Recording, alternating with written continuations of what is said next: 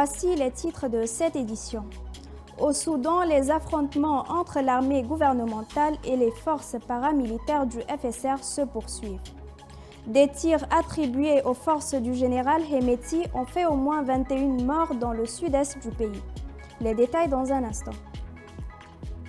En Algérie, les élections présidentielles du samedi 7 septembre ont rendu leur verdict. Le président sortant, Abdelmadjid Tebboune, a été réélu au premier tour avec un score de 94,65% des voix. C'est tout pour les titres.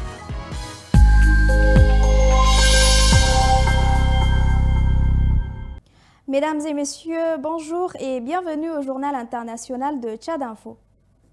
21 personnes ont été tuées dimanche 8 septembre dans des tirs attribués aux paramilitaires sur un marché de Sénar dans le sud-est du Soudan, au lendemain du rejet par les dirigeants du pays d'une force indépendante pour protéger les civils.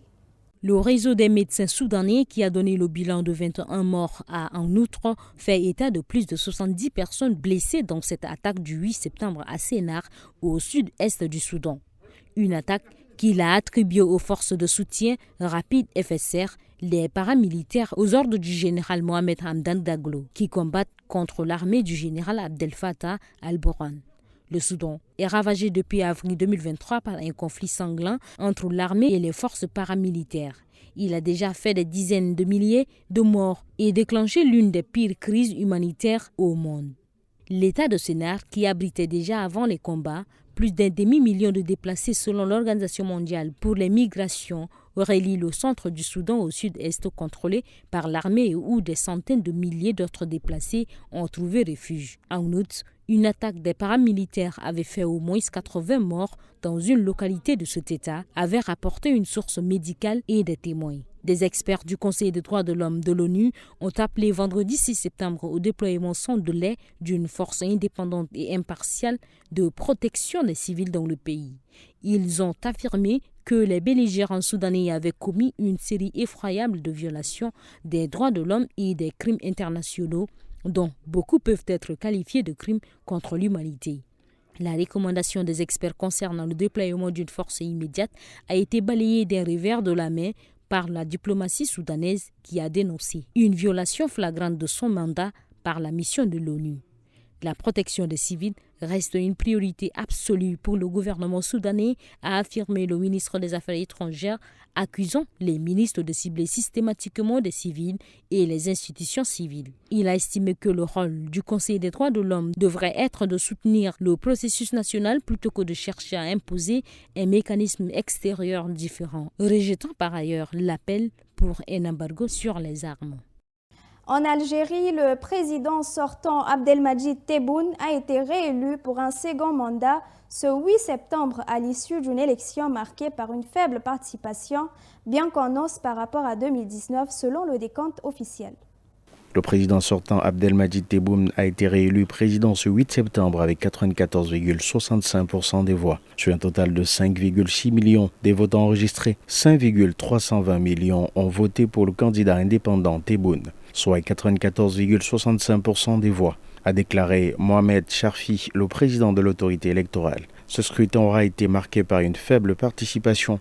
Le président de l'autorité électorale a annoncé samedi un taux moyen de participation de 48,03% à 20h, selon un chiffre préliminaire, en hausse par rapport à 2019, 39,83%. Cette année, le président algérien avait remporté sa première présidentielle avec 58% des suffrages. Mohamed Cherfi n'a pas fourni les détails sur le nombre des voix nulles ou les bulletins blancs et n'a donné que les chiffres des voix exprimées. Le scrutin s'est déroulé selon M. Cherfi dans de bonnes conditions, dans la transparence et l'honnêteté. Il a déclaré à la presse que ceux qui remettent en cause la crédibilité de l'opération électorale portent une atteinte à la sécurité nationale. Le président de l'autorité en charge des élections n'a pas communiqué le taux final de participation. Les partisans ont célébré la victoire de leur candidat dans le QG de campagne animé. Des jeunes qui étaient volontaires durant la campagne électorale sont venus nombreux participer à la fête. Face au président sortant, seuls 2 candidats étaient en lice. Abdelali Hassani, un ingénieur de 57 ans, chef du mouvement de la Société pour la paix, MSP, principal parti islamiste, arrivait deuxième avec un score de 3,17% des voix, et Youssef Aouchiche, 41 ans, ex-journaliste et sénateur à la tête du Front des forces socialistes, plus vieux parti de l'opposition, arrivait troisième avec 2,16% des voix. Le score élevé a surpris, a réagi l'analyste politique Brahim Ousmansour. C'est vrai que le chiffre était inattendu, un chiffre très élevé.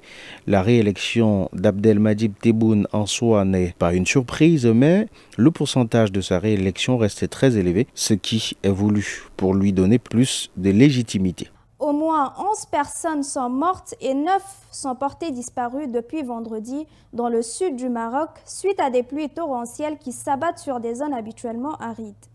Elles ont provoqué d'importantes inondations dans le sud du pays. 47 mm d'eau en 3 heures dans la région de Ouarzazate, 170 mm près de Zagora, dans la vallée du Dra, non loin de la frontière algérienne. Ces dernières 24 heures, le sud du Maroc a été touché par d'impressionnantes averses orageuses qui ont provoqué la crue des rivières et des inondations. Le bilan provisoire fait état de 11 morts, dont 7 dans la province de Tata, à 740 km au sud-est de Rabat, 2 à Tiznit et 2 autres à Irachidia, dont un de nationalité étrangère non précisée, a indiqué le porte-parole du ministère de l'Intérieur, Rachid El Khalfi, selon un bilan provisoire. Fin août, déjà, d'importantes inondations avaient emporté une mère et sa fille et avaient provoqué d'importants dégâts dans la province de Ouarzazate. Selon le porte-parole de la Direction générale de la météorologie au Maroc, des masses d'air tropicales humides se sont déplacées vers le nord, rencontrant des masses d'air froid, ce qui a entraîné la formation des nuages instables et violents. Un phénomène inhabituel pour cette région aride qui intervient alors que le Maroc subit actuellement une 6e année de sécheresse consécutive. Confronté au réchauffement climatique, le Maroc doit s'attendre à l'avenir à une recrudescence de ces phénomènes météorologiques extrêmes. Le Royaume avait déjà connu plusieurs épisodes de ce genre ces dernières années, notamment il y a 10 ans. Après les incidents survenus dans la prison de Makala, qui ont viré au bain de sang dans la nuit du 1er au 2 septembre en RDC, les ONG de défense des droits des femmes réclament un accès au lieu. Lors de ces événements qualifiés de tentatives d'évasion, de nombreuses femmes ont été victimes de viols et restent sans assistance ni soins nécessaires. En République démocratique du Congo, une semaine après le bain de sang à Makala, la plus grande prison du pays, le bilan humain est encore incertain. Les autorités parlent toujours de 129 détenus morts, soit abattus par les forces de l'ordre, soit étouffés ou piétinés lors du chaos qui s'est ensuivi. Le nombre est également tristement haut en ce qui concerne les femmes détenues violées. Les autorités avancent le chiffre de 156 viols sur plus de 300 femmes que comprend la prison. Un chiffre inévitable indique les ONG de défense des droits des femmes. Les femmes ont été violées dans l'endroit le plus sécurisé. C'est au-delà de l'entendement, gronde José Kitoko de l'organisation Filles et Femmes en action pour la promotion, la protection et la défense des droits humains.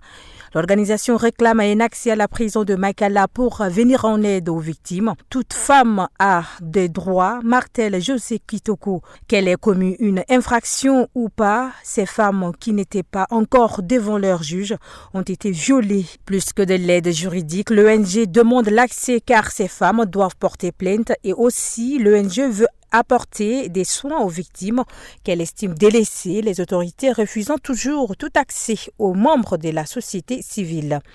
Elles ont besoin des soins appropriés. La prise en charge doit se faire sous 2 heures, explique José Kitoko. Mais lorsqu'il y a un dépassement des délais, on s'attend à beaucoup de choses. Les maladies sexuellement transmissibles, les grossesses non désirées, c'est inadmissible. Les autorités ont commencé à entendre vendredi 6 septembre les détenus accusés de viol. C'est là en audience foraine. Selon l'agence officielle syrienne Sana, au moins 14 personnes, dont 3 civils syriens, ont été tuées le soir du dimanche 8 septembre dans des frappes israéliennes visant des sites militaires au centre de la Syrie, notamment un centre de recherche scientifique. Depuis le début de la guerre civile en Syrie en 2011, Israël a mené des centaines de frappes visant l'armée du président Bachar al-Assad et les groupes pro-iraniens qui le soutiennent. Au moins 14 personnes ont été tuées et 43 autres blessées dans la série de frappes israéliennes sur la province de Hama, dans le centre de la Syrie, a indiqué lundi 9 septembre l'agence officielle Sana. Le nombre de martyrs résultant de l'agression israélienne sur plusieurs sites dans les environs de Masyaf s'est élevé à 14 et les blessés sont au nombre de 43, a déclaré le directeur de l'hôpital de cette région cité par Sana. Dans un bilan précédent, une ONG a fait état de cette mort. Le nombre de morts dans les frappes israéliennes contre la région de Masyaf en Syrie s'élève à 7, à savoir 3 civils, dont un homme et son fils qui étaient en voiture et 4 soldats non identifiés, a indiqué l'Observatoire syrien des droits de l'homme basé au Royaume-Uni, mais qui dispose d'un vaste réseau de sources dans le pays en guerre. Le ministère iranien des Affaires étrangères a condamné lundi une attaque criminelle. Nous pensons qu'il est grand temps que les soutiens du régime israélien cessent de le soutenir et de l'armer, a déclaré le porte-parole du ministère, Nasser Kanani. L'attaque a également détruit des bâtiments et des centres militaires dans la zone abritant des centres de recherche scientifique vers Masyaf, où des groupes pro-iraniens et des experts en développement d'armes sont présents, a ajouté l'ONG qui a précisé que 13 violentes explosions avaient retenti. Fervent allié du président Bachar al-Assad, Téhéran dispose de conseillers militaires en Syrie. Peu auparavant, le directeur de l'hôpital gouvernemental de Masyaf avait fait état de 5 morts et 19 blessés, dans des propos rapportés par l'agence officielle syrienne Sana. Les raids israéliens en Syrie se sont intensifiés après l'attaque de grande ampleur du Hamas palestinien contre Israël le 7 octobre qui a déclenché la guerre dans la bande de Gaza. Les autorités israéliennes commentent rarement ces frappes, mais ont déclaré à plusieurs reprises qu'elles ne permettraient pas à l'Iran, son ennemi juré, d'étendre sa présence en Syrie. Fin août, 3 combattants pro-iraniens avaient été tués dans la région centrale de Homs dans des frappes attribuées à Israël, selon l'OSDH. Quelques jours plus tard, l'armée israélienne avait également annoncé avoir tué des membres du djihad islamique palestinien dans une frappe en Syrie, à la frontière avec le Liban, sans en préciser le nombre. Mesdames et messieurs, c'est tout pour cette édition. Merci de l'avoir suivi. Rendez-vous demain à la même heure.